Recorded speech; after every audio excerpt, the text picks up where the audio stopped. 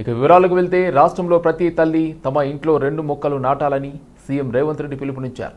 వ్యవసాయ వర్సిటీలో మొక్కలు నాటి వన మహోత్సవాన్ని ప్రారంభించారు. అనంతరం ఆయన మాట్లాడారు. వనం పెంచితేనే మనం క్షేమంగా ఉంటామన్నారు. తల్లులు మొక్కలు నాటితే పిల్లలను చూసుకున్నట్లే జాగ్రత్తగా సంరక్షిస్తారని చెప్పారు. పిల్లలు కూడా తమ తల్లుల పేరు మీదుగా మొక్కలు నాటి రక్షించాలని పేర్కొన్నారు.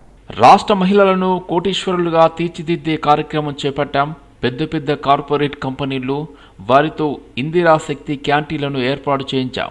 మహిళా సంఘాలతో బస్సులు కొనుగోలు చేయించి ఆర్టీసీలో అద్దెకు తీసుకున్నాం. స్వయం సహాయక సంఘాల్లో 1 కోటి మందిని చేర్చాలని లక్ష్యం పెట్టుకున్నాం. ఒకప్పుడు సోలార్ పవర్ ప్రాజెక్టులు అంబానీ అదానీ వంటి వారే ఏర్పాటు చేసేవారు. రాష్ట్రంలో మహిళలు ఈ ప్రాజెక్టును ఏర్పాటు చేసే అవకాశం కల్పిస్తున్నా. భారత రాష్ట్ర సమితి ప్రభుత్వం మహిళలను చిన్నచూపు చూసింది. 5 ఏళ్ల పాటు రాష్ట్ర మంత్రివర్గంలో ఒక్క మహిళకు కూడా చోటు ఇవ్వలేదు. రాజీవ్ గాంధీ తెచ్చిన మహిళా రిజర్వేషన్ల బిల్లు వల్లే మహిళలు అవకాశాలు అందిపుచ్చుకుంటున్నారు. భవిష్యత్తులో వారికి ఎమ్మెల్యే టికెట్లు ఇచ్చి గెలిపించే బాధ్యత కూడా తీసుకుంటామని రేవంత్ రెడ్డి తెలిపారు. మనం చెట్టును కాపాడితే చెట్టు మనల్ని కాపాడుతుంది అని పెద్దలు వనమే మనం మనమే వనం అన్నారు. వనం పెంచినప్పుడు మనం జాగ్రత్తగా మనం అభివృద్ధి పదం వైపు నడుస్తామని, ప్రకృతిని కాపాడుకుంటే ప్రకృతిని మనల్ని కాపాడుతుంది అనేది అనుభవాల నుంచి నేర్చుకున్న పాఠం. మా అక్కల్ని మా చెల్లెళ్ళని నేను అడగదలుచుకున్నా. ఇంట్లో పిల్లల్ని పెంచడం తెలిసిన నైపుణ్యం ఉన్న మా అక్కలు పెరడిలో 2 చెట్లు పెంచితే ఎంత అద్భుతంగా ఎంత గొప్పగా ఉంటుందో ఈరోజు మా అక్కలందరూ కూడా అమ్మ పేరు మీద చెట్టు నాటాలి అని దేశ ప్రధానమంత్రి గారు ఏదైతే అన్నారో, అమ్మ పేరు మీద పిల్లలు చెట్లు నాటితే తమ పిల్లలను చూసుకున్నట్టుగా పెంచడానికి అమ్మలు కూడా తలా 2 చెట్లు నాటి పెంచితే తెలంగాణ మొత్తం హరిత వనం అవుతుంది. తెలంగాణ మొత్తం ఆకుపచ్చ తెలంగాణగా మారుతుంది. సోలార్ వ్యాపారం, సోలార్ పవర్ ప్లాంట్స్ పెట్టాలంటే అదానీలు రావాలి, అదానీల వ్యాపారం అనేది. కానీ ఈరోజు 1000 మెగావాట్ల సోలార్ పవర్ ప్లాంట్స్ ఈరోజు మా అక్కల చేతుల్లో పెట్టి స్వయం సహాయక సంఘాలకు బాధ్యత ఇచ్చి ఈరోజు 1000 మెగావాట్ల సోలార్ విద్యుత్ ఉత్పత్తి ఒప్పందాలు విద్యుత్ శాఖతోని మా ఆడబిడ్డల చేతిలో మా అక్కల చేతిలో పెట్టినాం. అదే కాదు, ఈరోజు ఆర్టీసీ బస్సుల్లో మా అక్కలు ఉచిత ప్రయాణం చేస్తున్నారు. గతంలో అమ్మగారి ఇంటికి వెళ్ళాలన్నా, అమ్మవారిని దర్శనం చేసుకోవాలన్నా మా అక్కలకైతే ఇంటి ఆయననో లేకపోతే కొడుకునో పైసలు అడగాల్సిన పరిస్థితి, కిరాయి పైసలు. కానీ మా అక్కలకు హైటెక్ సిటీ పక్కన, హైటెక్ సిటీ ఎంతుందో అంత 3.5 ఎకరాలలో కొన్ని 100 కోట్ల రూపాయల స్థలాన్ని వాళ్ళకిచ్చి ఇందిరా మహిళా శక్తి పేరు మీద రాష్ట్రం నలుమూలలో వాళ్ళు ఉత్పత్తి చేసిన వస్తువులను ఈరోజు ప్రపంచ దిగ్గజ కంపెనీలతో పోటీపడి నిర్వహించే విధంగా ఈరోజు మరి మా ఆడబిడ్డలకు ఇచ్చినాం. తెలంగాణ కేసీఆర్ జాగిరా అంటూ కేంద్ర మంత్రి ప్రశ్నించారు. వాడు వీడు అని తిడితే కేసీఆర్ కుటుంబం కార్లను కూడా తిరగనివ్వమన్నారు. తెలంగాణకు ముందు, తెలంగాణ తర్వాత కేసీఆర్ కుటుంబం ఆస్తులు ఎంత అని ప్రశ్నించారు. కేసీఆర్ కుటుంబానికి 1000 కోట్ల ఆస్తులు ఎక్కడి నుంచి వచ్చాయన్నారు. కేసీఆర్ కుటుంబం తెలంగాణ ఉద్యమంలో ఎన్ని లాఠీ దెబ్బలు తిందంటూ కేంద్ర మంత్రి ప్రశ్నల వర్షం కురిపించారు. నా కుమారుడు కాస్ట్లీ బట్టలు వేసుకుంటే కేటీఆర్ ఓర్వలేకపోయారు. నా కుమారుడి స్థాయి కంటే కేటీఆర్ది తక్కువ స్థాయి. కేసీఆర్ ఉద్యమం చేయకపోయినా ఆంధ్రజ్యోతి రాసింది. కేసీఆర్ తాగి ఫామ్ హౌస్లో పడుకుంటే ఉద్యమాన్ని ఆంధ్రజ్యోతి నడిపింది. అప్పుడు ఏబిఎన్ ఆంధ్రజ్యోతి మంచిది అయింది, ఇప్పుడు చెడ్డది అయిందా? కాంగ్రెస్ ప్రభుత్వం చేతగాని స్థాయిలో ఉందని విరుచుకుపడ్డారు కేంద్ర మంత్రి బండి సంజయ్. బీఆర్ఎస్ లకు భారతీయ జనతా పార్టీ చుక్కలు చూపడుతున్న విషయాన్ని బీఆర్ఎస్ పార్టీ గుర్తించారు. నీ గుండాయిజం, నీ అయ్య గుండాయిజం ఈ తెలంగాణ రాష్ట్రం నడువు రాసిపెట్టుకోవాలి. ఇంకా నీ అయ్య జాగిరి, నీ జాగిరి ఉందని చెప్పి ఉవ్విలుడుతున్నారు. ఇంకా అహంకారంతో మాడుతున్నారు. మొన్న కేసీఆర్ కొడుకు చూస్తే బీజేపీ వాడు, కాంగ్రెస్ వాడు, కాంగ్రెస్ వాళ్ళు పడతారు, మీరు వాళ్ళు ఒకటిగా పడతారు. ఇంకొకసారి బీజేపీలను వాడు వీడని వాడితే బిడ్డని కాన్వాయి రోడ్ల మీద ఎదుర్కొంటూ చేస్తాం. బిడ్డ నువ్వు తమాషాలు చేస్తున్నావు బాగా. నీ అయ్యని చూసి నీ బతికేంది, మీ అయ్య బతికేంది, మీ బతికేంది. తెలంగాణ ఉద్యమం కంటే ముందు మీ ఆస్తిపాస్తులేంది, నీ కుటుంబ ఆస్తిపాస్తులేంది. 3 తల షర్ట్ వేసుకున్నావు నువ్వు, నీ కుటుంబం అంతా 3 తల షర్టు కింద రబ్బర్ చెప్పులు వేసుకుంటారు. మీరు ఫోటో చూపడతా. ఇవాళ మీ 1000 కోట్ల ఆస్తులు ఎక్కడి నుంచి వచ్చినాయి? 1000 కోట్ల ఆస్తులు ఎక్కడి నుంచి వచ్చినాయి నీకు? నువ్వు కేసీఆర్ కుటుంబం ఎన్ని లాంటి దెబ్బలు తిన్నది తెలంగాణ ఉద్యమంలో? ఎన్ని కేసులున్నా మీ మీద, ఎన్నిసార్లు జైలుకు పోయిన మీరు, మీ కుటుంబం. తెలంగాణ రాష్ట్రం అప్పుల పాలైంది. కేసీఆర్ కుటుంబము 1000 కోట్లు సంపాదించారు. ఇవాళ దుబాయ్ లో, మస్కట్ లో, అమెరికాలో మొత్తం పొట్టు వ్యాపారాలు చేస్తున్నారు. ఎక్కడ చేస్తే మీకు పైసలు చెప్పండి. వ్యాపారాలు చేసిరా? ఇలా ఉద్యమ సమయంలో ఈ కేసీఆర్ అనే వ్యక్తి ప్రచారార్థం లోన్ తీసుకుంటే, లోన్ కట్టకుంటే ఈయన మెడల్ బట్టి కింద దించి ప్రచారార్థం కూడా కూర్చుకపోయారు. ఇలా ఇన్ని 1000 కోట్ల రూపాయలు ఎక్కడి నుంచి వచ్చినాయి? నా కొడుకన్నా ఒక కాస్ట్లీ షర్ట్ వేసుకుంటే ఈ లుచ్చాగాళ్ళు, ఈ ఫాల్తీగాళ్ళు సోషల్ మీడియా పెట్టి ట్రోల్ చేసిన కేసీఆర్ కొడుకు ఎవరితో కొట్లాడుతాడో తెలుసా మీకు? కేసీఆర్ కొడుకు మా కొడుకుతో కొట్లాడతాడు. కేసీఆర్ కొడుకు నా కొడుకుతో కొట్లాడతాడన్న. మన స్థాయి గది అనే స్థాయి. కేసీఆర్ కొడుకు స్థాయి గది. కేసీఆర్ కుటుంబం ఎన్ని ఆస్తుపాస్తులు సంపాదించినా కూడా తెలంగాణ రాష్ట్రం రావాలి. అనేక మంది బలిదానం అయిపోయారు. ఇంతమంది తెలంగాణ ప్రజల ఆకాంక్ష, ఆలోచన, ఆశయం ఒక లక్ష్యం పెట్టుకుని ఇలా యుద్దం చేస్తున్నారు. ప్రపంచంలోనే యుద్ధాన్ని ఇలా ప్రపంచం అంతా హర్షిస్తున్నది, ఆశ్చర్యపోతున్నది. కానీ ఇటువంటి ఉద్యమానికి మనం కూడా బాసరగా నిలవాలని చెప్పి ఆ రోజు ఏపీఎన్ ఆంధ్రజ్యోతి, నువ్వు ఎన్ని తప్పులు చేసినా కూడా, నువ్వు ఎంత నటన చేసినా కూడా, నువ్వు నటనలో జీవించే ప్రయత్నం చేసినా కూడా, మరి ఇదే ఏపీఎన్ ఆంధ్రజ్యోతి నిన్ను కొత్త పైకి లేపింది. జూబ్లీహిల్స్ ఉప ఎన్నికపై కాంగ్రెస్ ఖైరతాబాద్ ఎమ్మెల్యే దానం నాగేందర్ కీలక వ్యాఖ్యలు చేశారు. జూబ్లీహిల్స్ ఉప ఎన్నికలు గెలుపు కాంగ్రెస్ దేనని ధీమా వ్యక్తం చేశారు.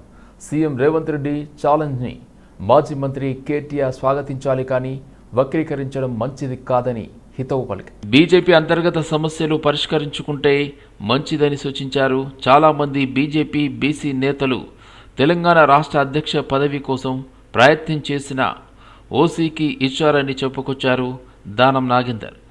బీజేపీ నేతలు ఇంకా ఊహల్లోనే ఉన్నారని విమర్శించారు. కేంద్ర మంత్రి కిషన్ రెడ్డి తనను ఎంపీగా గెలిపించిన సికింద్రాబాద్కి ఏం చేశారో చెప్పాలని ప్రశ్నించారు.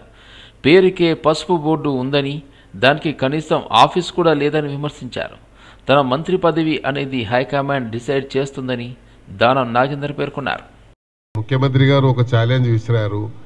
ఛాలెంజ్ని మనము స్వీకరించి వేదిక ఏదైనా సరే మీరు చెప్పమని చెప్పారు. మనం వేదిక ఏందనేది చెప్పకుండా వందన బొందన అని అనడం అంటే వక్రీకరించి మాట్లాడడం కరెక్ట్ కాదు. ఎందుకంటే ఒక ఛాలెంజ్ విసిరారు. ఛాలెంజ్ని మీరు కూడా వెల్కమ్ చేస్తే చేయండి, లేదా మీకు ఏదన్నా మీరు ఇంకేదన్నా ఛాలెంజ్ ఇస్తే మీరు వదలండి. అంతే తప్ప మనము వక్రీకరించి మాట్లాడడం వల్ల వచ్చేది ఏముండదు. కాబట్టి దయచేసి అలాంటి దాన్ని ప్రోత్సహించదని నేను భావిస్తాను. ప్రధానంగా బీజేపీలో చాలామంది అధ్యక్ష పోటీ పడ్డారు. వాళ్ళ అంతర్గతంగా ఉన్నటువంటి సమస్యల్ని ముందు వాళ్ళు పరిష్కరించుకోవడానికి ప్రయత్నం చేయమంది. సీనియర్ శాసనసభ్యుడు రాజా సింగ్ గారు వారు ఏం స్టేట్మెంట్ ఇచ్చారో మీరు చూశారు. అదేవిధంగా అక్కడ ఈటెల రాజేందర్ గారు ప్రయత్నం చేశారు, అరవింద్ గారు ప్రయత్నం చేశారు, ఇంకా బీసీ నాయకులు చాలామంది ప్రయత్నం చేశారు. అసలు వాళ్ళ ఊరు పేరు కూడా ఎక్కడ కూడా లేదు. కానీ ఈయనకు వచ్చిన దాన్ని మేము బాధపడతలేము, లేకుంటే ఎందుకు ఇచ్చిరని మేము అడుగుతలేము. ఎందుకంటే వాళ్ళ పార్టీ యొక్క అంతర్గత విషయం కాబట్టి వాళ్ళ పార్టీ నిర్ణయాన్ని ఆ పార్టీ నిర్ణయం తీసుకుంది, చేసింది. బీజేపీ గ్రాఫ్ ఎక్కడ పడిపోయిందో మీకు తెలుసు. హైదరాబాద్ సిటీలో ఏ పరిస్థితి ఉందో. ఇప్పుడు కిషన్ రెడ్డి గారు మంత్రిగా ఉండి ఏమి చేశాడు, ఆ నియోజకవర్గానికి ఏం చేసి చెప్పండి. స్టేట్ గురించి నేను మాట్లాడాను. స్టేట్ గురించి ఎన్ని మాట్లాడినా లెక్కలు ఏదో చెప్తా ఉంటాడు. దానికి ఎక్కడ లెక్కలు ఆయన ఇచ్చిన లెక్కలకి ఎక్కడ పొంతన ఉండదు. ఈ పసుపు పంట ఎక్కువ ఉంది నిజామాబాద్ ఆ చుట్టుపక్కల ప్రాంతాల్లో ఎక్కువ ఉంది కాబట్టి ఇక్కడ అడావుడి చేసి దాని ఇంపాక్ట్ ఏదో పొందాలని ప్రయత్నం చేస్తారు తప్ప ఎండ్ ఆఫ్ ది డే వాళ్ళు చేసింది ఏం లేదు. అడగడం అందరు ఇది, కానీ నేను అడగడం కరెక్ట్ కాదు. అది ముఖ్యమంత్రి గారు హైకమాండ్ వాళ్ళు నిర్ణయం తీసుకోవాలి. జూబ్లీస్ ఇట్లా కూడా గెలిచేస్తాం మేము. మనం ఆ మంత్రి పదవి అవసరం లేదు. జూబ్లీస్ యాజ్ ఇట్ ఈస్ గా కూడా ఉన్నటువంటి ప్రెసెంట్ పొలిటికల్ సినారియోలో తప్పకుండా మన అందరికీ గుణపాఠం జరుగుతూ తప్పకుండా మరి అక్కడ మా అభ్యర్థి గ్యారంటీ గెలుస్తుంది. ప్రజలు ఇబ్బందుల్లో ఉన్నారని, పరిపాలన కుంటుపడిందని మాజీ మంత్రి భారతీయ రాష్ట్ర సమితి నేత హరీష్ రావు అన్నారు. తెలంగాణ భవన్లో ఆయన మీడియాతో మాట్లాడుతూ ప్రభుత్వం తీరును విమర్శించారు. పంచాయతీ ఎన్నికలు వచ్చాయని రైతు బంధు వేస్తున్నారని చెప్పారు. రైతు బంధును నాట్లకు మధ్య కేసీఆర్ ఇస్తే రేవంత్ రెడ్డి ఓట్లకు మధ్య ఇస్తున్నారని మండిపడ్డారు. మొత్తం కూడా పరిపాలన కుంటుపడిపోయింది. ఇలా ప్రజలు చాలా ఇబ్బందుల్లో ఉన్నారు. ఇలా వ్యాపారాలన్నీ తగ్గిపోయినటువంటి పరిస్థితి ఉన్నది. సో ఇవన్నీ కూడా మీకు కూడా అర్థమైన, నేను ఎక్కువ డీటెయిల్స్కి పోను. ఇవాళ ఓట్లకు రైతు బంద్ వేస్తుండ్రు. అప్పుడు పార్లమెంట్ ముంగటేసిండ్రు, ఇప్పుడు పంచాయతీ ఎలక్షన్లు వచ్చినాయని రైతు బంద్ వేస్తుండ్రు. అడిమిట్లో 2 ఎగ్గొట్టిండ్రు. కేసీఆర్ ఏమో కరోనా ఉన్నా కష్టం ఉన్నా ఎమ్మెల్యేలకు మంత్రుల జీతాలు బంద్ పెట్టిండు, రైతు బంధు మాత్రం సకాలంలో ఇచ్చిండు మన కేసీఆర్. నాట్లకు కేసీఆర్ ఇస్తే ఓట్లకు రేవంత్ రెడ్డి ఇచ్చిండు. అంటే రైతులంత అమాయకులు అనుకుంటుండు. మధ్యలో 2 ఎగ్గొట్టినా వాళ్ళు మర్చిపోతారు. ఇక ఇప్పుడు పైసలు వేయంగానే మళ్ళీ నాకే ఎత్తారు అనుకుంటుండ్రు. ఆయన ఎంత బాకీపడ్డాడో తెలియదా రైతులకు? యూరియా దొరకలేదు ఇవాళ ఊళ్ళల్లో పోతే, ఎకరానికి 1 బస్తా ఇస్తామంటుండ్రు. మళ్ళీ చెప్పులు లైన్లో పెట్టే కాలం వచ్చింది. ఇలా అన్ని విషయాలు కూడా మనకు అర్థమవుతా ఉన్నాయి. మీ అందరి చేరికతో నాకైతే సంపూర్ణమైన విశ్వాసం ఉంది. ఖచ్చితంగా మెదక్ జిల్లా పరిషత్ బీఆర్ఎస్ గులాబీ జెండా ఎగిరేస్తుంది. రేపు మెదక్ మున్సిపాలిటీ కూడా ఎప్పుడు ఎన్నికలు పెట్టినా గెలిచేది మన బీఆర్ఎస్ పార్టీ, ఎగిరేది మన గులాబీ జెండా. ఇలా అన్ని విషయాలు కూడా అర్థమైనాయి. పాలేందో నీళ్ళేందో తేలిపోయింది. ఇవాళ రేవంత్ రెడ్డి కూడా నేను ఎక్కడో మాట్లాడుతుండేదో, మాట్లాడితే పేపర్లు చదువుతూ ఉంటాయి. కొంతమంది ఉద్యోగస్తులు తల్లిదండ్రులకు అన్నం పెడతలేరు, తల్లిదండ్రుల్ని మంచిగా చూసుకుంటలేరు అని చెప్పి వాళ్ళ జీతాల్లో 10%, 15% కట్ చేసే విషయాన్ని పరిశీలించండి అని ఆయన మాట్లాడినట్టుగా పేపర్లు వచ్చింది. బీఆర్ఎస్ పార్టీలోకి నేడు మెదక్ జిల్లా కాంగ్రెస్ పార్టీ నేత మైనంపల్లి శ్రేణులు భారీగా చేరారు. ఈ సందర్భంగా బీఆర్ఎస్ వర్కింగ్ ప్రెసిడెంట్ కేటీఆర్ వారికి కృతజ్ఞతలు తెలిపారు. సిద్దిపేటలో పందులను తమ శ్రేణులు తరిమేశారని, మెదక్లో కొన్ని గాడిదలు మిగిలాయని, వాటి సంగతి కూడా మీరే చూడాలని అన్నారు. రేవంత్ రెడ్డికి కర్రు కాల్చి పాత పెట్టేది బీఆర్ఎస్ కార్యకర్తలే అని తెలిపారు. సిద్దిపేట ఒకప్పుడు సిద్దిపేట అంటే పందులు గుర్తొచ్చేది, మెదక్ అంటే గాడిదలు గుర్తొచ్చేది. కానీ ఇప్పుడు సిద్దిపేటలో పందులు మాయమైనాయి అన్నారు. మెదక్లో కూడా గాడిదలు దాదాపు పోయినాయి, కొన్ని ఉన్నాయి ఇంకా. అవేందనే చెప్పగాని ఉన్నాయి కొన్ని. వాటి సంగతి మీరు చూసుకోండి, ఎక్కువ చెప్పగాని వాటి సంగతి ఇవాళ మీరు వచ్చుడుతోని తప్పకుండా ఇక అవి ఎన్నున్నాయో గన్ని లెక్క పెట్టుకొని సందర్భం వచ్చినప్పుడు చూసుకోండి. 2ఏనా? అయితే హరీష్ రావు గారు ఇంకొక మాట కూడా చెప్పారు. రేవంత్ రెడ్డి గారు అదేదో 10%, 15% కటింగ్ పెడతా, తల్లిదండ్రులను చూసుకోకపోతే అంటుండు, కోత పెడతా అంటుండు. మరి రేవంత్ రెడ్డికి ఏం కోత పెట్టాలన్నారు? రేవంత్ రెడ్డికి కోతలు సరిపోవు, కర్రు కాల్చి వాత పెట్టేటట్టు మీరు అందరూ ప్లాన్ చేసుకోవాలి. ఎందుకంటే ఇంతకంటే లేకి ముఖ్యమంత్రి ఇక్కడ మస్తు మందిని చూసినాం. మనం కూడా ఎన్టీ రామారావు గారిని చూసినాం, చంద్రబాబు నాయుడు గారిని చూసినాం, రాజశేఖర రెడ్డి గారిని చూసినాం, రోషయ్య గారిని చూసినాం, కేసీఆర్ గారిని చూసినాం. ముఖ్యమంత్రి అంటే ఇక మధ్యలో కిరణ్ కుమార్ రెడ్డి ఉండే కానీ లెక్కలో లేడు ఆయన. పెద్ద ఆయన ఆఖరి కిరణం కాబట్టి లెక్క పెడతలేము. ఇక ఇంతమందిని చూసినాక మంచోళ్ళను ఈయనను చూస్తే వీళ్ళు ఎట్లా అనిపిస్తుందంటే, ఇక నాకు ఎట్లా అనిపిస్తుంది కానీ ఊళ్ళల్లో ఎవరు ముంగట నన్ను గొట్టం పెడితే చాలు, ఒక తిట్లు కాదు, తెలుగు భాషల గిన్ని తిట్లుంటాయని కూడా తెలియదు, గన్ని తిట్లు తిడుతుండ్రు.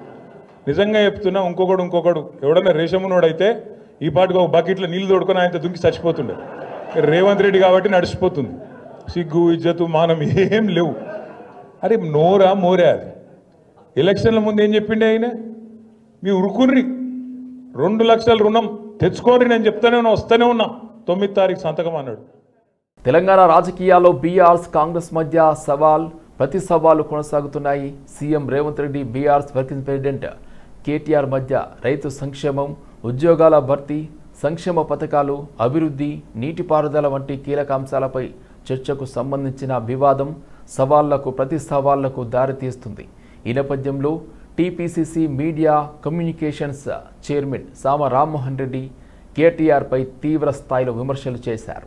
బీఆర్ఎస్ పార్టీ వాళ్ళనైనా ఇంకెవరినైనా కూడా మా ప్రజాప్రభుత్వం చేస్తున్నటువంటి సంక్షేమాల మీద మేము రైతులకు కానీ, నీటి వాటాల గురించి కానీ, కొలువుల గురించి కానీ, మరి ఏ అంశమైనా సరే తెలంగాణలో బహిరంగ చర్చకి సిద్ధం అని చెప్పి సవాల్ విసరడం జరిగింది. మనందరికీ తెలుసు.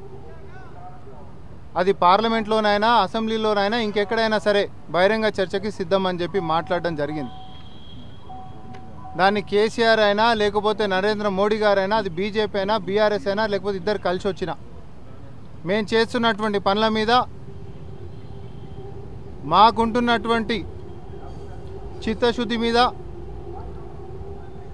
అబద్ధాల ప్రచారాలతోటి మరి కాలం వెల్లదీస్తున్నటువంటి బీఆర్ఎస్ బీజేపీలు ఎవరైనా కూడా చర్చకు రావచ్చని అంటే ఫస్ట్ రియాక్షన్ ఇచ్చినటువంటిది బీఆర్ఎస్ నేత వర్కింగ్ ప్రెసిడెంటు తారక రామారావు.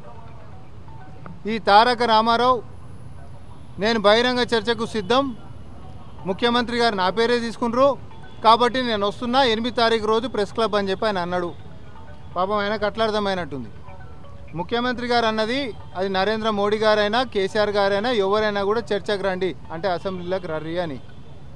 బహిరంగ చర్చకు కూడా ఎక్కడైనా సరే అని చెప్పి అన్నారు. అంటే కేటీఆర్ లాంటి వాళ్ళకి ఇటు వస్తే మా సొంటోళ్ళు అధికార ప్రతినిధులు రామ్మోహన్ రెడ్డి అనుకోండి, లేకపోతే చరణ్ కౌశిక్ యాదవే అనుకోండి, మానవత రాయ్ అనుకోండి, ఒక యోగేశ్వర్ రెడ్డి అనుకోండి, రవలి గారే అనుకోండి, ఎవరైనా కూడా మా స్థాయిలోనే నీకు సరిపోతుంది అనేటటువంటిది మేము చెప్తా ఉన్నాం. ఎందుకు అనంటే సంక్షేమాలని చేసి పారదర్శకంగా ప్రభుత్వాన్ని నడిపిస్తున్నటువంటి మేము నువ్వు కాదు మీ నాయన వచ్చినా జవాబులు చెప్పనీకే సిద్ధంగా ఉన్నాం. దాంతో సరిపెట్టం. 10 సంవత్సరాలు మీరు తెలంగాణకు చేసినటువంటి ద్రోహాన్ని కూడా చెప్తాం. సికింద్రాబాద్ శాసనసభ్యులు మాజీ డిప్యూటీ స్పీకర్ తీగుల పద్మారావు గౌడ్ సోమవారం 31 మంది లబ్ధిదారులకు సుమారు 10 లక్షల విలువ చేసే ముఖ్యమంత్రి సహాయక నిధి సీఎంఆర్ఎఫ్ చెక్కులను, 2 రోగుల వైద్య ఖర్చులకై 3.5 లక్షల విలువ చేసే లెటర్ ఆఫ్ క్రెడిట్ పత్రాలను సీతాఫల్ మండిలోని ఎమ్మెల్యే క్యాంప్ కార్యాలయంలో అందించారు. ఈ సందర్భంగా మాట్లాడుతూ నిరుపేదలకు వైద్యం భారంగా మారిన దశలో వైద్య సేవలను పొందేందుకు తమ వంతు సహకారాన్ని అందిస్తున్నామని పద్మారావు గౌడ్ అన్నారు. ప్రజలు అత్యంత సందర్భాల్లో సీతాఫల్ మండిలోని తమ కార్యాలయాన్ని సంప్రదించాలని, తమ కార్యాలయాన్ని ప్రజలకు అందుబాటులో ఉంచామని తెలిపారు. కార్పొరేటర్లు సామల హేమ, లింగాని ప్రసన్నలక్ష్మి, శ్రీనివాస్, కంది శైలజ, రాసూరి సునీత, సమన్వయకర్త రాజా సుందర్ తదితరులు పాల్గొన్నారు. మాట్లాడిస్తా వీలైనంత తొందరగా ఏమా ఒకసారి నీకు వీలుంటే వస్తానని చెప్తే నేను ఎప్పటి తీసుకుపోతాను. మీరు నీకు ఎప్పుడు వీలైతుంది అప్పుడు మీకు పాత ఏరియా అది మా దగ్గర రష్గా చేసాము. నేను మీకు ఆ ఏరియా చూస్తే కూడా కొంచెం గుర్తుపట్టగలుగుతాను. ఓకేమ్మా, టైం ఎప్పుడు తీసుకొని చెప్తే నేను మా గోపాల్ మా పిఎన్ని కాంటాక్ట్ ఉంటాడు ఉంటే వీలైనప్పుడు మనం ఒకసారి పార్లమెంట్లో గోవధ నిషేధ చట్టానికి కేంద్రంపై ఒత్తిడి తీసుకువస్తానని పార్లమెంట్ సభ్యులు ఆర్ కృష్ణయ్య అన్నారు. హైదరాబాద్ ప్రెస్ క్లబ్లో ఏర్పాటు చేసిన విలేకరుల సమావేశంలో వారు మాట్లాడుతూ ఈ దేశంలో గోహత్యలను చేయడం ఎంతవరకు సమంజసమని ప్రశ్నించారు. గో సంపద దేశానికి ఎంతో మేలు చేస్తుందని కొనియాడారు. ఒకప్పుడు ప్రతి ఒక్కరి ఇంట్లో ఆవులు లేని ఇల్లే లేకుండా ఉండేదన్నారు. కానీ ఇప్పుడు ఆవులే కనిపించకుండా పోయాయని ఆవేదన వ్యక్తం చేశారు. ఆవుల పంచేంద్రియాలతో పంటలు పండిస్తే రైతులకు ఎంతో లాభం చేకూరుతుందన్నారు. ఒకప్పుడు కందిపప్పు తింటే కమ్మగా ఉండేదని, నేడు ఆ రుచే లేకుండా పోయిందని ఎద్దేవా చేశారు. ఇప్పటికైనా ప్రతి ఒక్కరూ గోవులను సంరక్షించుకోవాల్సిన బాధ్యత మన అందరిపైన ఉందని కోరారు. గోవు యొక్క ప్రాముఖ్యత ఎప్పుడైతే తగ్గుతుందో అప్పటి నుంచే అనేక రోగాలు వస్తున్నాయి. ఆర్గానిక్ ప్రొడక్షన్ తగ్గింది, క్యాన్సర్ ఇంకా రకరకాల రోగాలు వచ్చి మనిషి యొక్క ఇమ్యూనిటీ పవర్ తగ్గిపోతుంది. మనం ఒక 50 సంవత్సరాల కింద చూస్తే క్యాన్సర్ లేదు, అనేక షుగర్ లేదు, అనేక రోగాలు కనిపించాయి. ఆ దశ లోపల వాళ్ళందరూ ఆ రోజు ఆర్గానిక్ ప్రొడక్ట్స్ తిన్నారు. పెండతోటి పెస్టిసైడ్స్ ఫర్టిలైజర్స్ ఎప్పుడైతే వచ్చినాయో అన్ని రోగాలు వచ్చినాయి, కొత్త కొత్త రోగాలు వచ్చినాయి. ఎప్పుడైతే గోమాత పెండ వాడి, దాని మూత్రం వాడి, దాని ఎరువులు వాడి పంటను పండిస్తున్నాం, ఆ రోజు మనిషి ఐశ్వర్యవంతుడుగా ఆరోగ్యవంతుడు ఉన్నాడు. గోవు యొక్క గొప్పతనాన్ని ఈరోజు తెలుసుకొని మళ్ళా పునర్వైభవానికి మనం అందరం వస్తున్నాం.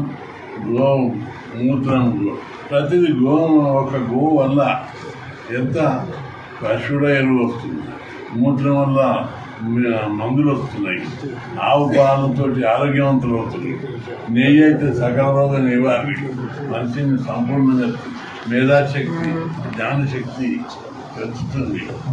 గోవు ఇంటి ముంగట పెట్టుకుంటే అష్టౌషధాలతోటి మనుషులు కుటుంబం అంతా కూడా అభివృద్ధి చెందేటటువంటి రోజు ఈ రోజు గుర్తించారు.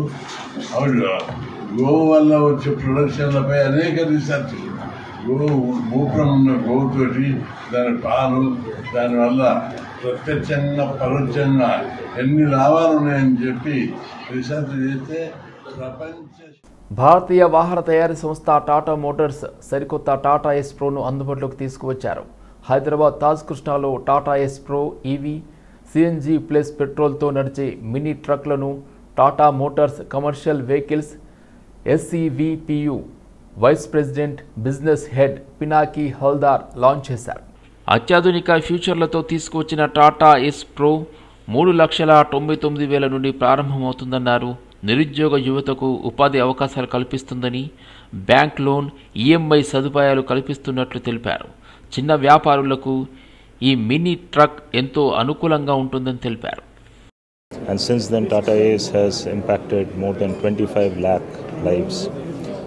We have 25 lakh plus customers, and they and their families are in a much better place with the product that they have been using. What happened a few years back is that we transitioned from BS4 to BS6, and with that transition the costs went up. While the product became extremely clean, green and very efficient, but the costs went up by as much as 50%. And as a consequence of that, the prices also went up by 50%. So there was a certain sweet spot where there were the entry-level customers who were starting out on their career, their entrepreneurial journey with Tata Ace. Since the prices went up, it kind of went beyond their reach. And there was a certain void that got created in the four-wheel entry cargo space, which in a way got filled up by the three-wheelers, right? And that is the point of time when we thought that we need to come back with the right kind of product and a solution for the entry-level customer. And that was the genesis of our plans to launch Tata Ace Pro, which we are launching today, right? So with this product, we are bringing back the pre-BS6 transition price points, which is going to be an extremely accessible and affordable price point. We are bringing it back, right? Along with a great price and a great product, which I'm going to talk about